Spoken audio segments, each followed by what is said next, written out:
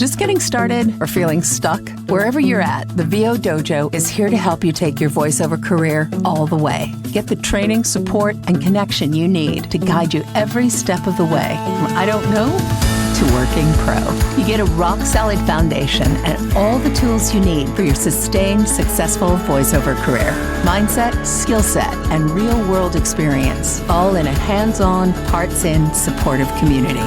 Join us at thevodojo.com. Yay! Hello, hello. Welcome everybody to the VO Dojo's Ask the Sensei. I am Tish Hicks. I'm the Master Sensei of the VO Dojo here in Burbank, California. And this is our free monthly Q&A call where I invite one of my esteemed voiceover colleagues from all different genres, one of my esteemed colleagues to join me in being here to answer your questions. Questions that you might have about anything that might be moving your voiceover career forward. You may be just beginning and have questions like, what? And you may be well on your way and have questions like, what about this? So yeah, we'll do our best here. I'm super excited to have 𝗧𝗶𝗺𝗀 is here, Dojo team. She'll be a moderator for today. And super excited to have my friend Bill Salyers here. We've known each other through through the theater for many, many years. And have always found Bill's journey to be super inspiring, both in the things that he has created in his voiceover career, and I think most especially the integrity and keeping the heart of the art going through whatever medium he's working in. So how this will work, I'll have Bill introduce himself really, do a brief introduction, and then while he's doing that, we'll start collecting your questions in the chat. So write your questions out, and then 𝗧𝗁 will call you in, and we'll get your voices in the room. We'll plan to go until exactly 11. If you need to roll, then you can. And if we have extra questions, we might do a little extended dance mix. We'll see how that goes. But without further ado, welcome, Bill Salyers. Thank you, Tish. It's so great to see you and to be here. And thanks to everyone who has decided to be a part of this. My name is, well, my professional name is William Salyers. You guys can call me Bill. William for credits and contracts. If you're sending him a check. Yes, exactly. I'm a Leo. I'm not familiar with the concept of key light, obviously. No. You probably know me best from, I did a popular Cartoon Network show called Regular Show that we recorded from 2010 to 2016. I was also really happy to be cast as Otto Octavius in Marvel Spider-Man for the PlayStation, which was full performance capture. So for me, it was like a movie. I really enjoyed that. I was the lead voice in Sims 3. I took over the role of Mordin Solus for Mass Effect 3. Those are probably my biggies. And then I love to act on stage and even in front of a camera once in a while. So that's me. Yay. Good. All of those things are like, there's so many, they're sort of seminal things in many different realms, which is super, super cool. That's great. That's great. Well, welcome everybody. Hopefully everyone's would love to hear where you're coming from. We were just doing a little Oh, by the way, I'm in North Hollywood, right across down the street from Tish.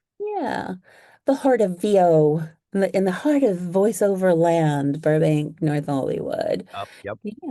Yeah. We'd love to hear where you're coming from, and ready for some questions. Who has questions? What comes to your mind? And Kelsey also put in a link to the 21 questions, which is the sort of podcast pre-interview that we do with our Ask the Sensei guests that allow us to get a lot of the questions that you might have for our guest out. So it's a lot of Bill sharing his origin stories and how he approaches the work. So that if you didn't have a chance to catch that, totally take it home because it's always inspiring. So so All here's the right. thing. We got questions? Yes, I have a question. And if you Okay, don't great. put questions in the chat, it will be all me. So don't Yeah, make yeah, anyone suffer through that, I was people. just gonna say, here's the thing about the question and answer format. The questions are really important. Yeah, Kelsey's gonna get her own personal interview. with Kelsey's Hello, yes. questions. Yeah, no, I was like, I've got questions. Yeah. Cool. Oh, and I'll just say one other thing. I'll just say one other thing. At the dojo, whenever we have whenever there's an opportunity to interact or step forward, and people don't, we have a little saying at the dojo. Let me rephrase that. Who wants a job, motherfuckers? And I'm like, oh, I see. I'm on a Q&A. Yeah. Okay. Anyhow, I know you'll think of great questions. We'll start with Kelsey's. So, Bill, I'm curious, how how have you noticed the character Rigby resonates the most with people? Like what impact have you seen on people from your performance as Rigby when they share with you about that during cons and things like that? Well, I hear a lot of people. Is that me? Am I making that noise? No. I hear a lot of people say that they are part of a friendship where they identify with one or the other character, which is really lovely. But I think on a deeper level, on a sort of archetype level, what people really relate to about Rigby is he's a screw up who makes good. He has a good heart mostly. He makes poor decisions, and in spite of it, turns out being okay because at root he's got a good heart, and I think that most of us either relate to that or aspire to relate to it, because we're all aware of our own cock ups, right? We're all aware of our own problems, and probably even some that we're just making up. So I think people think that they find Rigby relatable. That's a great answer. Thank you. That's Yeah, like why we I do love what that. we do. Yeah. Okay, Evan, come on up, my friend. Hello. Hi, Evan. Hi. Could you expound on what it was like on yeah, my words are messing up. Can you explain what it's like to do motion capture in the context of VO work? Yeah, so I got called in for an audition. They didn't tell me what it was, and they used fake copy and fake character names. And I found out later that I had been cast as 𝗧𝗶𝗺𝗀 in Marvel Spider-Man. And so what that entailed was, um, and this technology, it's amazing. This technology is changing every 5 minutes. So the amount of time that it takes for them to scan you and register your facial features and all that kind of thing, much quicker now. But I ended up going, I think it was San Diego, and sitting in a futuristic looking cocoon with hundreds of cameras around me and going through a long sequence of predetermined facial gestures, and they took a bunch of photos of that and used that then to animate my work later. And on the actual days, prepping for it was a lot like prepping for any kind of on-camera work, because they're going to use your physical performance as well as your voice, and then they have you put on one of the mocap suits. I tell people I kind of look like they're not flattering to the figure. I kind of look like a magic 8 ball with the measles, but they they have in the studio, which is, they call it the volume because it could be anything. It's a huge empty space. and they have hundreds of cameras around you. At least in our case, we also had a main camera shooting, and then you're wearing a helmet with a camera that points right at your face. And so what I loved about it, once I got over the awkwardness of it, I found it to be the most freeing performance I've ever done, including stage work, because I didn't have to worry about playing out to the audience. I didn't have to worry about my volume. You know, the most minute inflection or facial feature was picked up by all that, and so I really loved it. Let's see what else. So, like, yeah, you've got a power pack hanging on your chest, or at least we did. Get a little warm sometimes, but it was never too uncomfortable. Hard to go to the bathroom. Hard to go to the bathroom. That's right.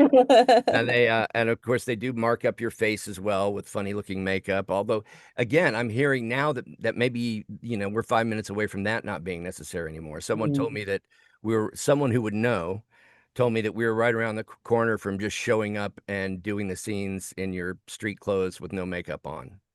So that blows my mind. Yeah. The way you describe, and I know, having been in the volume myself too, it's kind of like, like when you're little kids and you're just playing. Love And you're like, okay, then you do this, and then okay, so like Yes. you're just in the world. You're not worrying about anything else, which is really what video games are about. One of with the dojo, we talk about the heart of each genre, and inhabit the world fully is how we articulate the heart of video games. So That's it's beautiful. cool. I Yeah. realized that I may not have tied that up for Evan, because I also should say that where that relates to VO is there were scenes in the game that would have been physically impossible to perform, like the final fight and that kind of thing. Oh, A sure. little bit. Yeah, exactly. And but besides, I would just be throwing up on all the other actors. So they that they have you come in and do straight VO for anything that they couldn't actually have you do physically. Does that make sense? Yeah, it does. And I guess my follow-up question then is, does doing your performance in mocap with the other actors change how you do your impact your performance versus when you're doing it in a booth with the vocal director? Absolutely. Mhm. I remember many years ago when I still lived in Seattle, I did a one-man show, and it was fun, but I came away from it going, that's not why I act. I act because I enjoy interacting with other people. And that's certainly true of the performance capture. Uri Lowenthal, who played Spider-Man, beautiful human being and a friend of mine and just a dear, dear man. And acting with him made the stakes that much more easily achieved, because I didn't have to pretend I was acting with someone with his qualities. I simply was, and so Yeah. my fondness for him was real. My betrayal of him hurt. So yeah, it makes a huge difference. Even in regular show, they insisted that we be in the booth as much as possible to work with each other. Yeah. Yeah, I that's read his book about voice acting that he made. it's a good one. It's a very good one. Yeah. Yeah. Awesome. Great question, Evan. Who's next, Kels? Quick follow-up, Bill, did you take any classes, or do you have any classes you would recommend for mocap? Embarrassingly, no. You learned on the That's okay. job. Yeah, I was Back in gonna the day, we say. learned on the job. I did everything backwards. Back in the day, got into this whole thing by booking a VO job, and then I got an agent, and then I got more VO jobs. But same thing with performance capture. I didn't know anyone involved with this project, and I went in, and like I said, it was a blank, well, not a blank scene. They wrote it to be um, reminiscent of something that might take place in the lab in the game. And I acted it out, and I had a feeling that it might have gone well when I saw the director jump up and fist pump during as I concluded my audition. So yeah, Wouldn't that have sucked if they did that and then you didn't get the job? oh hell yeah. I'd be like, damn, he must have been trying to grab a fly or something. I don't know what was going on. No, but that turned out to be, you know, it's it's it's it's amazing to me when someone trusts you with something that's incredibly high stakes for them, as this Mhm. was for Insomniac, and you still have an amazing fun time doing the job because Yeah. everybody's just so happy to be there and so excited about the work you're doing. You know, it's even though it's making more money than a major feature film, it kind of feels like you're doing community theater, you know? Oh, that's a beautiful thing. And uh to answer your question, Kelsey, Richard Dorton and mocap vaults is an amazing resource.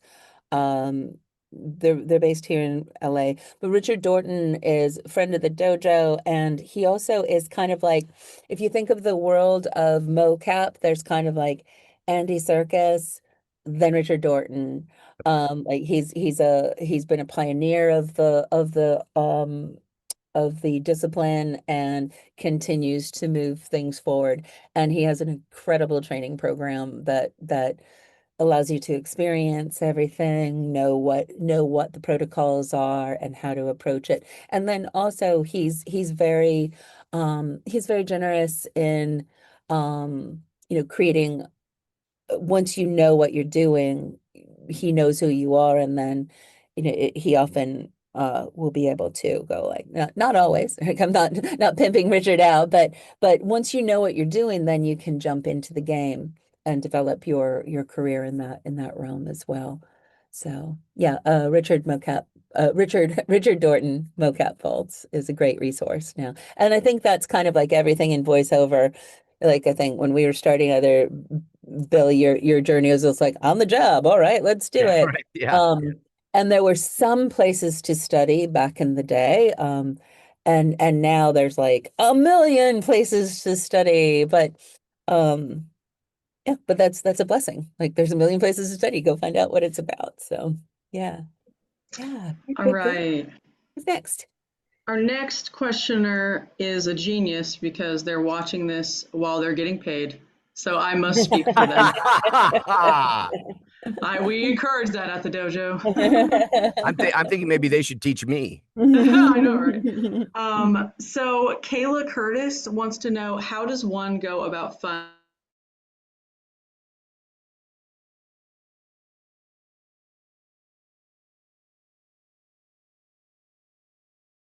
Laurel for Adult Swim, and a friend of mine, it was my first animated series, and a friend of mine who did my reel said, "Oh, you're really solid. I'm going to walk you into my agents at William Morris." And so I went in and I read for William Morris, and they did not take me, even though I was already on a series. I was like, I'll just. No one's taking 10% of this. I'll give it to you. They were like, no, that's all right. So because that happened, the woman that I was working with on Moral Laurel, Carolyn Lawrence, who's probably best known as Sandy Cheeks on SpongeBob SquarePants, she also did the title voice in Moral Oral. And she said, "Well, I'm with Imperium 7. I'll walk you in." And I met these guys, and we got along, and I've been with them for like 20 years now, and they've always worked well for me. And for me, that was a lesson in never knowing what's good and what's bad without perspective. Not too many years ago, William Morris did away with its non-celebrity voice category altogether. So I would have had it. Either that, if I had been with William Morris, I'd be with someone else now. So that all worked out well for me, even though I was crushed at the time. Um, of course, the hurdle that you're going to run into in a reputable agent is if you're not already SAG-AFTRA, you pretty much have to be. because I'm sure there are reputable non-union agents, but the people that you want to be with are probably not going to be interested in you unless you are SAG-AFTRA. And I think that might be shifting, Bill. really, I think when we started, that was gospel. Like, yes,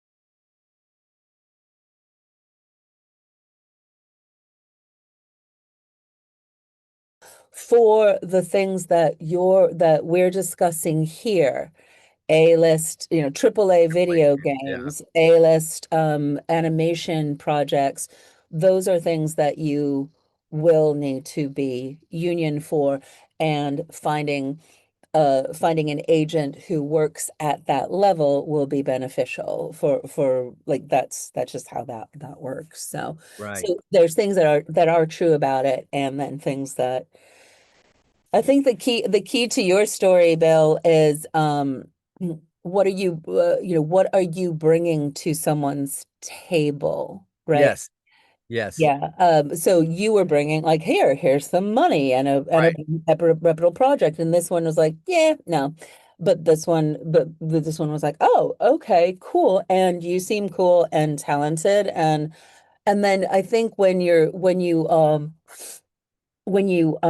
are meeting agents, you need to. Here's how we talk about it at the dojo. Um, in the big metaphor, in order to break into voiceover, you need to be able to get on the freeway going 85 miles an hour with people who've been driving the Autobahn for 25 years. yeah, Can you right, do it? Yes, people are breaking into voiceover every day. New voices are needed. Can you do it on a scooter? No. Bill came in and had a really equipped vehicle from his years in theater and his years as an artist and years of training. So he did some adjustments to adapt to the medium, but he was bringing a car that maybe hadn't been on this roadway yet, but he had a fully equipped vehicle, and then he happened to have some jobs. So when we get to the place of getting on the freeway and starting to think of who, I think a lot of times as actors, there's so much in this business that is structured and built to be disempowering mhm, so that we buy into it. And so a lot of times, and I don't know this is your case, this is not everybody, but I think there's a little bit of this in every actor, um that we just we want an agent, like, so it's kind of like you could approach that like standing on the corner going, I want a boyfriend, I want a boyfriend. And then, like, well, you could get a boyfriend, or people might go like, okay, needy one. Right, so there's some dynamic. The way we approach it at the dojo is when you have what you need to be able to get on the freeway. You know what it is, your skills are up, your confidence are there. You have the tools um, to start figuring out who you want on your team to get you where you want to go, which implies A, that you have some intention about where you want to go, what you're doing and why you're doing it. And then making a decision of who do you want on your team. Right. So then you're bringing as much as you can to the table. And then you make decisions when you meet the people. What are you bringing? How did you make me feel? What is your team like? You need to know what you're looking for in a reputable agent first, and then have stuff that when you meet a reputable agent, when you are going to introduce yourself to reputable agents, you have something to bring to the table because it's a business relationship, right, right? that's It's a partnership. It's a business partnership. Um, so I think it works both ways of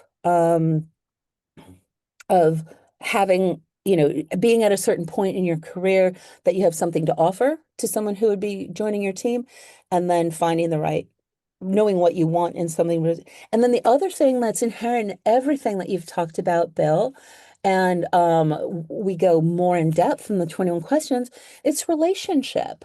Yes. How do you find a boyfriend? You go like, you know people, and then they know people, and then and then you meet each other, right? So it's very much on relationship too. Who knows you? Carol was like, oh, I know Bell. Yeah, he's great. Oh, okay, cool. So that's not just like, hello, my name is Bell Salyers. You don't know me from Adam, right? It's a Yes. different thing. So it's a kind of a long thing, but I think this question of agents, and even the word representation is kind of disempowering, right? I've even advised young people before um, to hold off on seeking an agent because I believe that you hit a town like LA.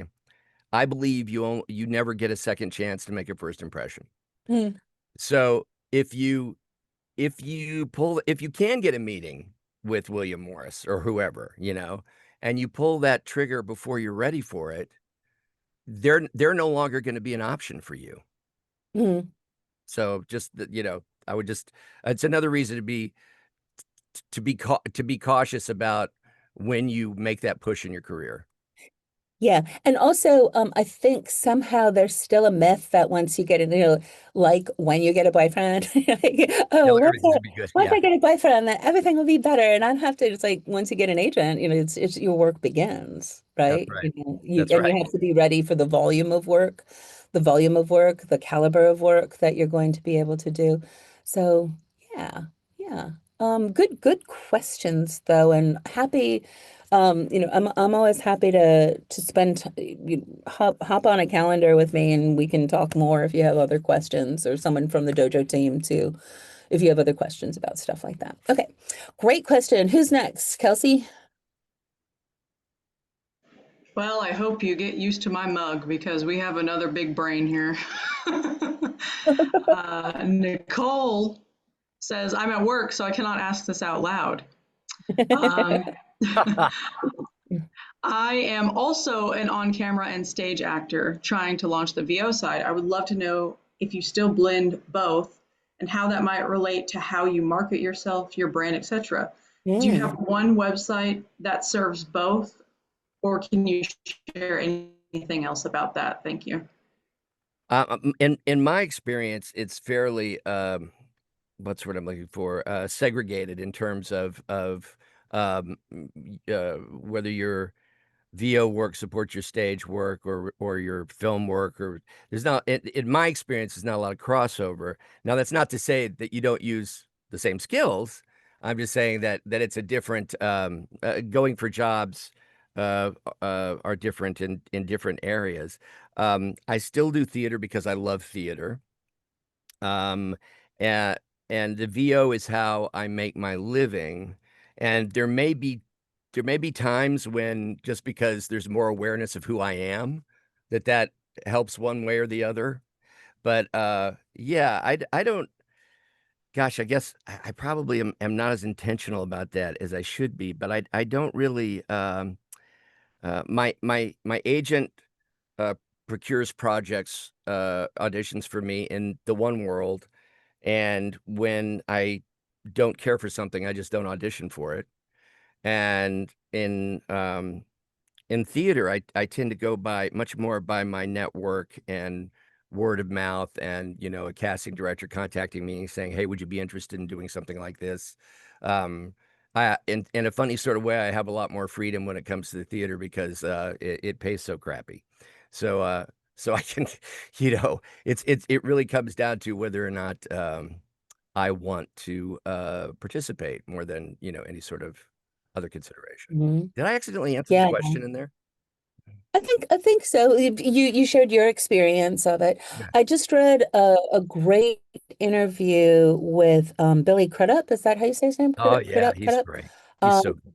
he's fantastic, and he's had a like really cool career of anyway. Billy Crudup. He's really. But the cool thing that was really powerful that he shared in this interview was how his whole acting career was informed by his voiceover career because he was the voice of the MasterCard Priceless campaign for a really long time. And he said it just afforded him the ability to choose only what he wanted to do. He didn't have to do anything because the mortgage was due or that he had, another thing. And I thought, wow, that's really powerful. And that's something else we talk about at the dojo all the time. Like, first off, this is an art form that serves commerce. If Right. you have any issues with that, get through it or don't do it. And then really the beautiful thing of it is that then the commerce serves your art form. You can do whatever you want. Absolutely. You can do both. There's ways that you can do both. For me personally, my voiceover career, my theater career kind of, one of the last shows I did was at Open Fist, our theater company, and I was playing Eddie Bedrin and had infant in arms during tuck rehearsal. So the whole kid theater thing shifted things for me. And then I think for me, my voiceover career became more fulfilling. Uh-huh. It wasn't like, oh, so I could go there and be in rooms full of mean people where I never get chosen and it's confusing and I have to drive and I have to look a certain way, or I could just do this. So for me, and then the dojo came and then there's not a lot of time. But I think for whose question was this, Kels? This was Nicole Nicole, Nafa's. yeah. But I think if both are true for you, then build both. Yep. Leverage the people that you know in one, and don't think of them as separate. I think that sometimes happens. I know it happened for me. That in a time when I really was going okay, I'm going to step away from all of this. Um, I kind of had this thing in my heart oh, well, I didn't really make it as an actor because, yeah, I went to Northwestern with Schwimmer and 𝗧𝗶𝗺, I didn't really make it. And I had a dear friend who kind of did a big favor for me because she took me by the neck and went, shut up, shut up, shut up, shut up. You make more money than everybody I know doing this. You have for 10 years. You act every single day. Shut up. Yeah. And then I was like, oh, wait a minute. This is acting. This is everything. I am making a living. I am a professional actor. So Yeah. I think make sure you don't do mind games. And then it's your voiceover is not going to take away from your on-camera career, and your on-camera career is not going to take away from your voiceover career. You just need to manage time Right. and energy, but they're going to strengthen each other. So Certainly being creative as often as possible feeds your other creative pursuits. There's no way around that. yeah.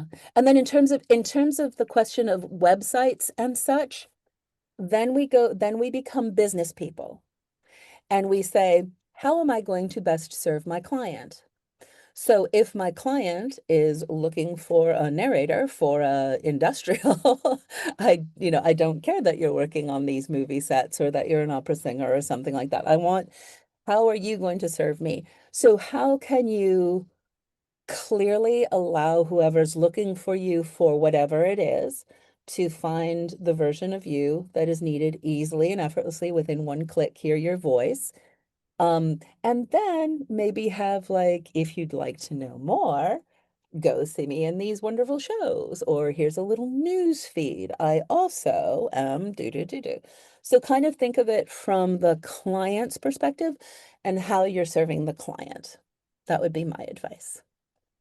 And also look at people who do have successful voiceover and on-camera careers and see what they're doing.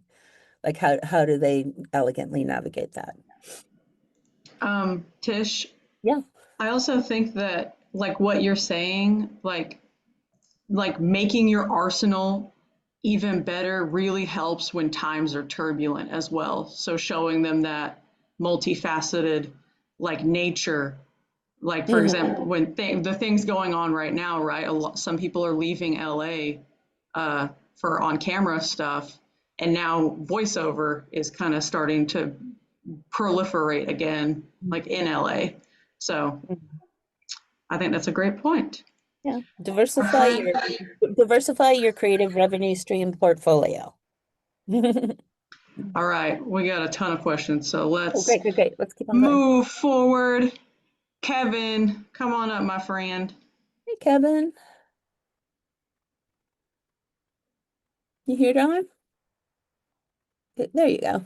It's been a long time, Kelsey. It has been a long time. Where you been? Yeah. What's your question? Yeah, Kevin? I think so. I went on a holiday. Oh, yeah, sorry.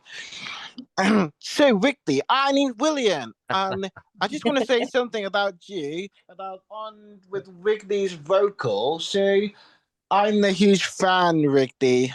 So, I just want to say that. Yeah. It's awesome, dude. And can you really do Rigby's voice for me, please? As opposed to what I just did? Yes, I could do that. Let's see. I'll give you a classic from the show. Kevin. Hey, Kevin. Stop talking. Hey there, Rigby. How are ya? I'm great, dude. How are you? I'm doing so good. It feels like you sound like you're not from around here. What's that? Well, yeah, I'm actually from UK, but it sounds really great to see you in America. Well, thank you. I hope to make it to the UK someday. I hear it's beautiful over there. Yeah, cool. Well, it's great to have you back, How long Kev. have you been voicing Rigby then?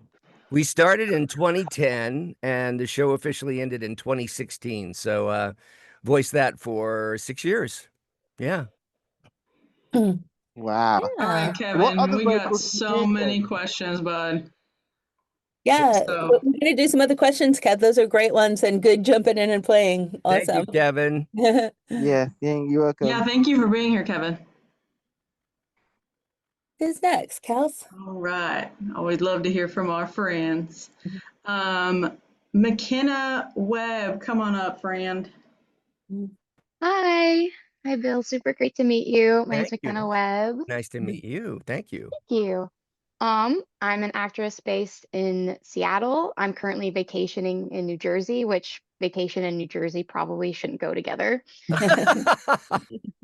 But my question was, I guess for any character, but particularly I was curious if improv was an important element of portraying Rigby and how you feel improv fits into your voiceover career in general. That's a great question.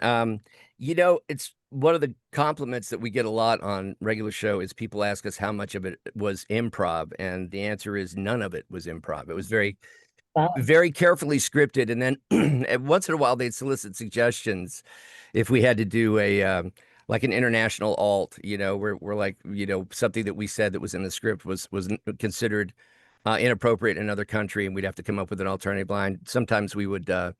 The writers would solicit our opinions on stuff like that. Where I find improv comes in the most, and it plays a big part in VO, is in the audition, because frequently they will ask for. I see this more now than I used to. In the specs, they'll say, "Have fun with it, be loose." We encourage improv. And I'll usually try to throw in one or two things that I think are really funny without necessarily departing from the main gist of the script, particularly if it's something like a commercial where I know that there's a time constraint.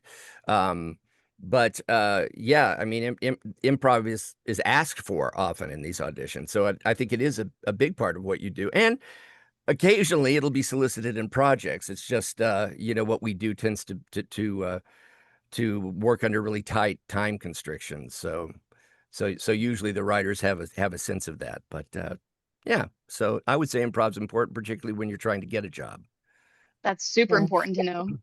Yeah, Thank I think at the dojo we talk about the ethic of voiceover being the ethic of improvisation, in that when we're training to become good improvisers or opening ourselves up to stepping into just being the creators of our own playground, Yes. right?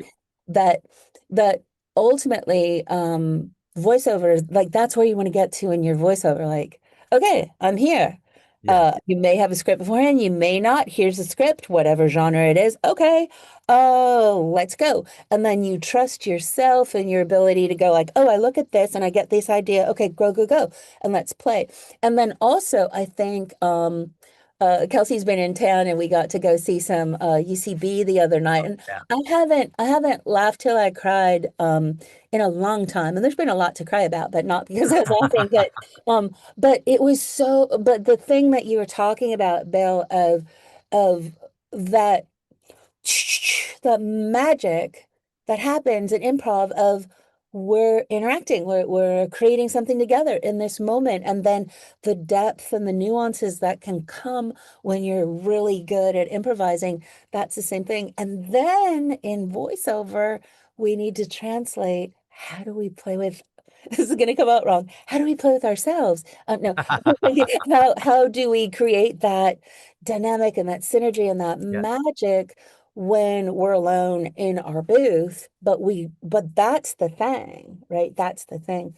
So I think, and then the most important thing about improv is just yes, and different people have different playgrounds that they allow themselves to play in. And when we can have no boundaries to our playgrounds, that's our responsibility. That's no one else to give ourselves permission. That's for us to develop and explore and go back to being the kids in the yard, right?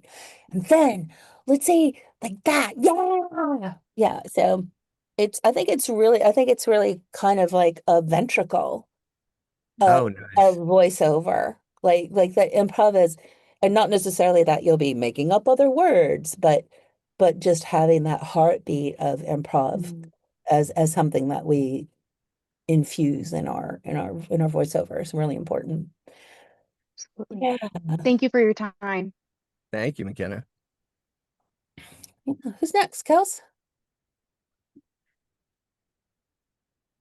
All right. Sorry, I got my head on a swivel here. We've got James Philip Gates. Come on up if you're available, or leave a fat, awkward 5 seconds, and I will read it for you. I Hi, can leave a James. fat. Hi, I can leave a fat, awkward 3 seconds for you. Thank you so much, Bill, for being here, and Absolutely. Tish and the rest of the Dojo team. I'm relatively new to voiceover, or I'm coming back to it actually. Decades ago, I was an actor, theatre actor, on-screen actor, and I did voiceovers and other bits and pieces, radio plays. But the question I was asking is really about AI. It's not going anywhere. And Bill, you mentioned that things are progressing so fast in mocap. Should or how concerned or not should we be about AI in terms of voiceovers and things like that? Well, in my opinion, you're right. It's a big deal. We just got over a long strike at SAG-AFTRA, and everybody has a different sort of tolerance for the idea that this is here to stay. You're right. It is here to stay.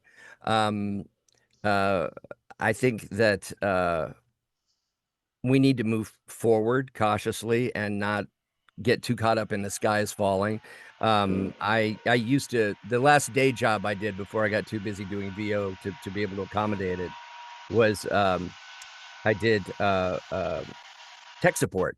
I was a on-site tech support guy, and I remember when Y2K was going to kill everybody. And the villagers had their torches and their pitchforks, and we were fine. And I think that if you look at AI as only the worst possible outcome of its inception, then yeah, we should all run around with our hair on fire and send somebody back in time to try to stop you know, Arnold Schwarzenegger or whatever. But in terms of it having a real effect on our work, my wife said something that I think is brilliant that I agree with. People want to hear people, and people want to see people. And I suspect that there will be a certain amount of automation. There was a hypothetical posed by somebody during the strike that I thought was really smart. Was the idea that now you've just done this big movie, I don't know, voice on camera, whatever, and you went on vacation in Italy to celebrate, and you get a call from your agent and they say, oh my God, you know, they absolutely have to have you redo this thing. They have to have you go find a studio or come back to the States so you could go, no, thank you. Now AI can do that for you. Right. And I would argue that if I'm compensated, I want AI to do that for me. So that's kind of where I am about it is I can't get as worked up as a lot of people are. I know people that said it was the end of our careers, and my schedule lately would indicate otherwise. And every once in a while I will do this thing where I go online, and admittedly, I know I'm using free technology, but I go online and I try to use the popular sites, the generative AI voice sites, to mimic my voice. I will upload samples of my voice that are available from the web to see how close it gets. And so far, I'm just not that impressed. So that's kind of my take on it. I hope that makes sense. It does. It's great. Thank you so much. Oh, sorry. I think you know there are so many existential dilemmas at the moment. Yeah. What if we say not extinction but evolution? Yes. Right? Like if we go, you know, if we were 1930s radio, what's happening? What's happening? It's all over. It's like, no, it's changing. And going back to the idea that people relate to people want people, and people want to relate to people. Foundational principle of the dojo here is voiceover is communication, and communication is an exchange of vibrational energy. That is how we connect to each other. That is what moves us. That is what it is. And that might be evolving. That might be evolving to the place where, you know, we all have virtual lovers and we don't actually talk to each other ever again. But there's something that is not there yet. So I think we have to double down on our belief in humanity and trust that that is what it's about, and that and then what Bill said is, sure, use it if you're paying me. I think one of the issues is that the idea is that people won't be compensated for it, right? So I think then those become business dilemmas. Those become, how do we navigate creating the new format for the business, which we continue to have to do as technology is going boom, boom, boom, boom. So, but if we go into there's there's something to be said about not doing anything that you might want to do. Should you become a doctor? Hell no. Should you become a lawyer? No. Architect? No. Like, no. And then go where your heart is, see what's going on, know what you're bringing, and, you know, see how you can build your business with that, I would say. This is also a good group to make the point that I see, particularly on Facebook, but all over the social media, I see ads for voice actors where they need a whole lot of voice actors. Well, what they're hiring people to do is train AI. And I like to call that out when I see it and just say, hey, is this job training AI? And so far, I have not gotten a no, because they're offering very little money to essentially take your voice and or buy your voice, but you're selling it for far below. You know, there's a guy on YouTube, or there's a guy whose voice you hear on YouTube behind a whole lot of videos, and I'll see if I can evoke him. He's got a deeper voice, but he kind of talks like this. And the day that the day D-Day, Normandy, 1941. Well, that guy clearly licensed his voice because it's on a million YouTube videos. I could tell it's AI because it gets language wrong sometimes. And I always feel sorry for this guy because he really did sell his soul. And however much he got for it, it couldn't have possibly been enough. So that's all I would say is be aware that some of these recruitments out there are actually for training or replacements. Yeah, that is true. And then how do you know? Like, Right. When we start, we're just Little Red Riding Hood coming into the Exactly. sleeping on the trail on a good mission, right? Right. Yeah. I saw one of those ads. It was like, pays $200. I was like, is that an hour? Shake it up, girls. Yeah, right. For your soul. Yes. Yeah, great. In perpetuity.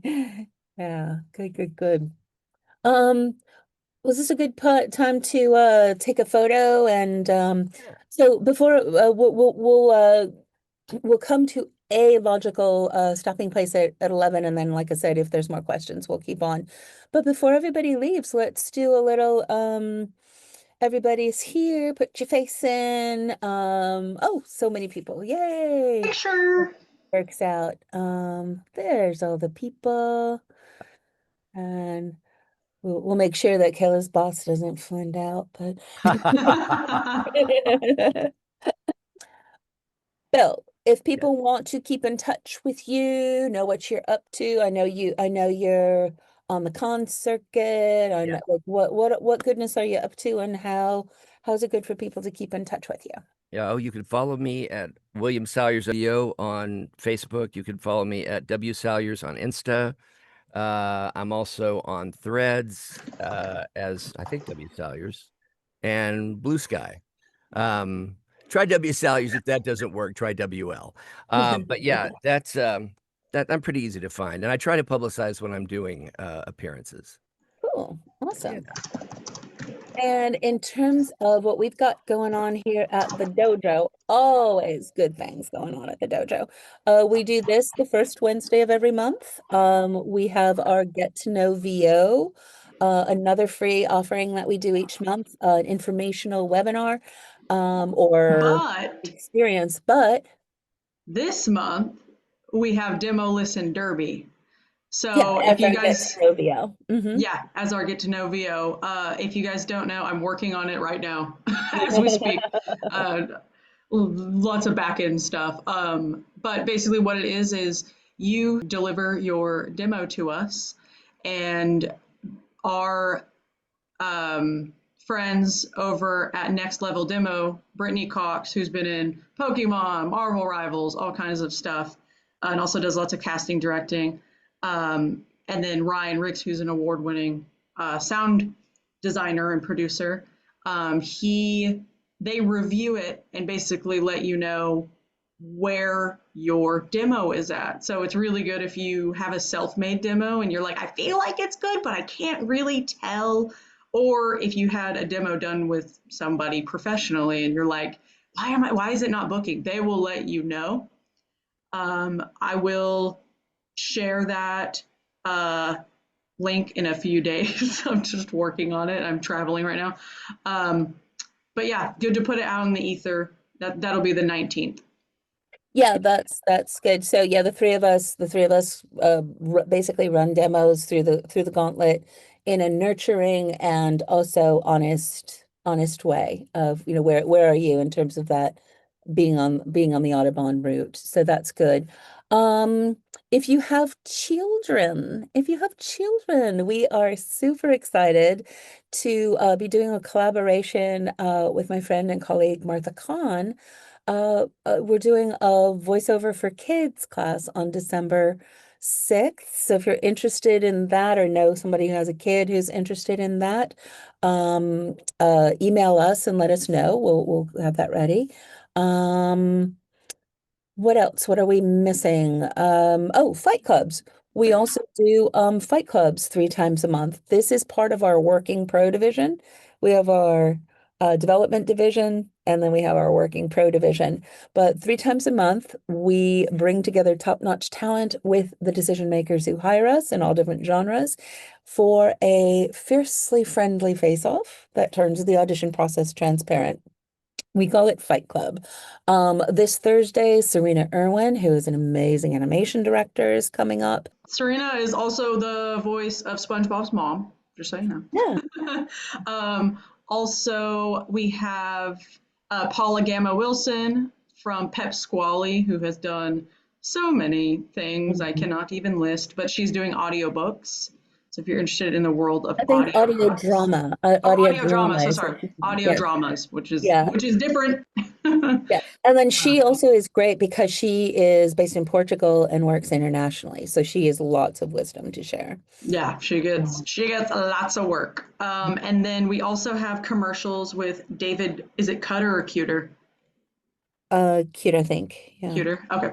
He is with SiriusXM, and he has done tons of commercials, and that is what we will be focusing on there. He is the lead bilingual audio producer at SiriusXM, so especially if you're a bilingual girly, come on by and show him your chops, and it's really great. Yeah, and for Fight Club, we have you can be a player. Demo, repped, and booking are the criteria. You can fill out the application if you're not on our roster, and everybody is welcome to vote spectator spot, so we can do it. We were talking earlier about relationships. This is how you get to know the people who are doing the things and what they are expecting. So either jump in the ring if you fit the criteria. And if you're not yet there, come and watch, come and be a part of it from the very beginning. And then, as we said earlier, hop on a call with Anderson, who's one of our Pathfinders. He's also a dojo member who has built a career. He's been a part of the dojo and his career has just taken off to amazing places. And he's here to help guide you too. So that would be what we call voiceover once over. And we just want to hear who you are and what you're up to and what you're looking for next and how we might be able to help. So that's the whole thing. Always good stuff happening here. We're always so happy to have you here being a part of it because it's always just you, but you never do it alone. That's the motto of the dojo. So now back to our regularly scheduled program. Actually, we should probably wrap up if you need to roll. If you need to leave exactly at 11, this is probably a good place to say ciao. So yeah, so thanks for being here, signing off for 11 o'clock, and then we'll finish up with the rest of the great questions. Yeah. Thanks, guys. Yeah. All right, let's get a move on. We got so many great questions from you. You guys are asking such good questions. Sometimes the Q&A is like, what microphone do I use? It's like, all right. Which is also a good question. which are valid questions, but I really like the meat of these. Tyler, if you're still here, friend, come on up. Yeah, they are. Yay. There's Tyler. I wasn't initially expecting to speak, so I still had my mic covered. Hello. So my name's Tyler. I'm from New York. Nice to meet you. Nice to meet you. I was looking at your background and I saw that you had a lot of animation and video game work, especially as, you know, the scientist Salyerian Mordin. And I wanted to know, like, what were your favorite and least favorite aspects of each genre? Well, my favorite aspect of performance capture is, of course, the sort of natural quality of it once you get over all the weird tech that is on your body. And probably my least favorite part of it is all the weird tech that's on your body. Then in terms of VO, gosh, it's hard to pick out anything I don't like about it. I love being able to just get in front of the mic and act. I love being able to do multiple sessions. I've got a session today after I do this. You know, I love the fact that I mean, I like to say when I had my on-camera career, career. I like to say that I only ever played 2 roles. I played Objection, Your Honor, and 10cc Stat, and I would show up at 5 in the morning and get into wardrobe and makeup, and then wait for 4 hours while they shot the pretty people, and then go say Objection, Your Honor 3 times, and then I'd change and go home. And that the pay was nice. I didn't particularly enjoy the work. So what I love about VO is you just get in front of the mic and you do it. I mean, I suppose sometimes I feel under the gun, but I'm a pretty comfortable cold reader. I wish they wouldn't. I wish they would maybe pay a little bit more thought to the specs that they're sending us. It's more important to me how the character sounds than how they look, or what they were doing when they were 8 or whatever. But yeah, I mean, that's all picayune stuff. I just really love everything about it. It really feels. But my goal, I always tell people I act because I never stopped playing pretend. When I was 15, I was either going to have to like go into an asylum or become an actor, because I just never stopped playing pretend. And so I tend to like the forums that allow me to do that closest to just get up and do it. And so that's kind of the order in which I love things. I was like a lot of young actors. I was saddened to see that as real as TV looks for everybody watching it, it's not real at all for the people doing it. Did that answer your question, Tyler? It did. I have a little bit of a nuance Yes. question follow-up Yes, of just please. like, do you find any enjoyment separate between like the genres such as like animation or video game or commercial or what? I Do don't you enjoy. find any nuance difference? Yeah, I don't enjoy doing commercial copy that much unless it's character driven. I mean, that's kind of what I do. I'm never going to try to Mhm. sell you a truck. That's just not my voice.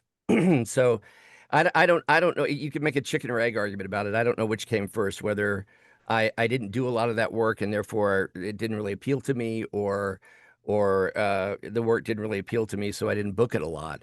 But I really enjoy doing characters. That's what I love. So I guess the things that allow me to do that bring me the greatest joy, and I'd say most of the rest of the stuff lets me do that. I probably have the most fun doing performance capture, just because it's a blend of all the things plus just playing pretend. Mm. Yeah. I'm cheering on for when the tech doesn't get in the way of your enjoyment of that then. Absolutely. It's going to be Yeah. great, Tyler. It'll be a good time to be in our line of work. So thank you so much for your time. Oh, my pleasure. Thank you. And my favorite, I actually do enjoy doing on commercial work, and my favorite part is the walk to the mailbox. So that's the best part of commercials. Oh, look. Touche. Yeah. Yeah. Cool. Who's next, Kels? Yeah, we have our friend Jen Greenfield. Come on up, Jen. Oh, hi. Hey, guys. Hi, This has Jen. been fantastic. You could have just asked my question, Kelsey, but I'll share it anyway. We want your dulcet tones. Okay, I'm here. No, this is a question I think a lot of people overlook, but I'm curious for your experience in 2025, how important it is to be in a major market, being in LA or New York City proper, being near the studios, having access to producers, casting, etc., in booking animation and video games. That is a fabulous question, and it's one I wish I had the answer to, because I would actually like to leave. Yeah, I've been talking to my wife about. I've got some things coming up that would keep me in town anyway, but I was trying to talk my wife in the idea of maybe retiring overseas. I hope I want to drop dead at a mic, but when Tish said the thing about the young lady who was doing well in Portugal, I was like, because I would love to. I would love to do that myself. Years ago, when I was still working on regular show, I asked the director, Chris Zimmerman, we became friends, and I said, what do you think about the idea of working outside of town, out of town, or relocating? And she said, well, unfortunately, I think out of sight, out of mind. And that's what I worry about. I mean, I don't. That's why I can't answer it. Is I think they're really. It's one of those things where I think if you solve the problem for yourself, you'll be thrilled. You know, David Ogden Stiers, who was Charles Emerson Winchester on MASH, he was a recurring on Regular Show, and he recorded from Portland, Oregon, because that's where he had retired to. But I'm afraid you have to be like like David Ogden Stiers to make that become a work. movie star. Yeah, Then. yeah. Be a celebrity. Be Yeah. a celebrity. That's right. Then. That's right. But I mean, because I came to it from technology, I know that technologically speaking, there's no reason at all why it wouldn't work. Well, and I've learned, again, I also, not unlike Tish and Kelsey, I also interview a ton of producers and agents and casting directors in my own ways, and a lot of them are just saying, certainly, you said it early on, where I can, when these studio directors are having you come in, I can direct you, right? I can fix it right there. There's not the That's right. time. There's not, oh, are you set up and is Source Connect fit? Nope. Oh, the call dropped, and also just being post-pandemic, as we keep talking about how we want the humanity in voiceover, people also want the community in person. And so That's right. having that relationship building, having that opportunity to, hey, come, we already got the retail space, we're leasing it. We've got the equipment, come in. Right. That's right. So anyway, but I'm getting, I'll say slightly mixed reviews, but I will say for the larger productions, I'm hearing more and more, even on casting sheets, it will say LA local. And maybe you can speak to that too, because a lot of people don't understand the difference in, hey, yeah, I can fly in. Well, they're not paying for That's exactly right. They're not paying for you to fly in. Like, why don't you speak to that a little bit? I'll shut up. I have a friend, great point. I have a friend, we're age peers, different types physically, but we'd still be kind of going out for the same stuff. He got very excited about the idea of branching out to Atlanta, where there was more and more work. And I would see him pop up on TV once in a while. And one day I ran into him and I said, hey man, how's it going with, I'm seeing you on TV, how's it going in Atlanta? He says, I had to quit because I wasn't making any money. They hire you as a local, you pay for your flight out there, you either stay with friends or you pay for a hotel. By the time you get your 1 day, 2 day paycheck, you're lucky if it's a wash. And so so he quit doing that, and that's a really excellent point. The only time that I would say it would be worth it would probably be when you were first starting out and trying to build a library of content, but probably if you're just starting out, you can't be flying somewhere else all the time. So yeah, it's a catch-22. And I think that there's something that goes back. We're having like when we talked about the website, how do you serve your client, right? And I think we always, as voiceover professionals and running our businesses, need to be aware that when we do auditions, when we do sessions, we are part of someone else's workflow. And so when you really are working on animation or video games, it is boom, boom, boom, boom, boom, boom, boom. Okay, we're done.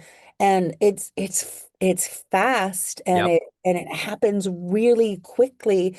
And any pause in that, right? I mean, if you're working on a video game, it's like years of that director is working 19 hours a day nonstop on everything that needs to be covered to do that. And so having the logistics of like, oh, and hold on, someone's flight was, like, it's just like, so we have to be aware of, like, once again, how are we part of the workflow of the whole project. That being said, if you are someplace else, don't go Count like, yourself out. Yeah, don't go like, oh, well, like if you listen to the Ask the Sensei and 21 Questions with Daniel Ross, Daniel was based East Coast, like Maryland, for like 10 years and then made the move out. But he was starting to book stuff and things were happening. So don't stop. If that is part of your vision, then don't stop building it and build toward when do you reach the tipping point to come here, right? And then we also have to, return to existential dilemmas all over, like what is happening in LA and what is so. But I think you have to, if you want it, come get it. I often tell the story of like, I was at Abrams Reba Florence when Kari McGee arrived from New York, and now she's Kari Walgren, and you know what she said? I'm here to do animation, and you know what she's done? Animation. Lila Berzin, same thing. I'm here to do animation. It took her doing everything. And now she's like, boom, I'm on this, I'm at this con, blah, blah, blah. So if you have a vision, then go after it, live it, see it, be it, breathe it. And then when it's time, then the opportunities will happen, and then it'll make sense. Yeah. And for anyone who is navigating on camera and other things that you do as a performer, Jen Greenfield is a maestra of family and doing all the things. She really does a beautiful job of navigating all of those things. So inspiration. Thank you, Jen. Hey, Tish, I'm pleased to keep talking. I'm getting an urgent message from my biology. Yeah, Do you want to take a little peep? Like, how many more questions do we have, Kels? We just have one. all right, Okay. let's see if I make it. Okay, we'll do a quick before Bill bursts. His what's the bladder last is question? writing a check that he cannot cash. Yeah, Okay. exactly. Kayla Curtis, are you still here? I don't think Need to so. get So back to I'm going to work. read it. Back to work. All right. How do you go about healing your voice if you work it too hard or long? Any voice preserving remedies or secrets to share? In my experience, if you've really damaged your voice, nothing's going to fix it but time. But the two things that I've found that help me recover or help me not get as bad in the first place is, of course, a lot of hydration. Gosh, I wish I hadn't said that word. A lot of hydration. And also there's this syrup that everybody was using here that I tried, and it really works for me. It's called Loquat syrup. Honey loquat syrup, yeah. Yep, and I have really good luck with that. If I'm just a little bit strained, but if I shoot my voice doing something crazy for a video game, I've learned not to schedule the next day, is what I've learned. Mm-hmm. Yeah. And I think when we do our foundational course, which is called You Should Do Voiceover, Launchpad and Workout, included in that, like, here's the whole thing, babies. The last lesson we talk about internal and external equipment. External being like, you need to be able to record your voice. That's a thing we're responsible for. But from the very millisecond that you are considering this, understanding that this is your instrument and you have to be in awareness of how you're using it, how you are taking care of it. If your voice isn't working, you're not working.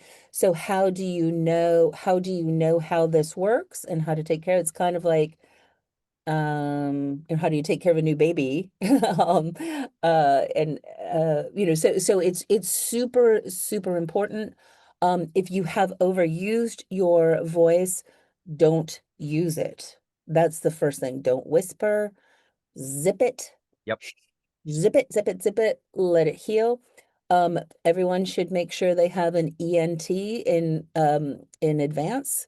What is that? I don't know what that's called. There's a Ear, word. nose, and throat. Yeah, no, ear, nose, and throat, but there's a precautionary, like, in advance. Oh, I see. Yeah, like you should have Otolaryngologist. yes, you should have a working relationship. If this is what you're doing, and this is, it's kind of like movie stars insuring their legs or something like that.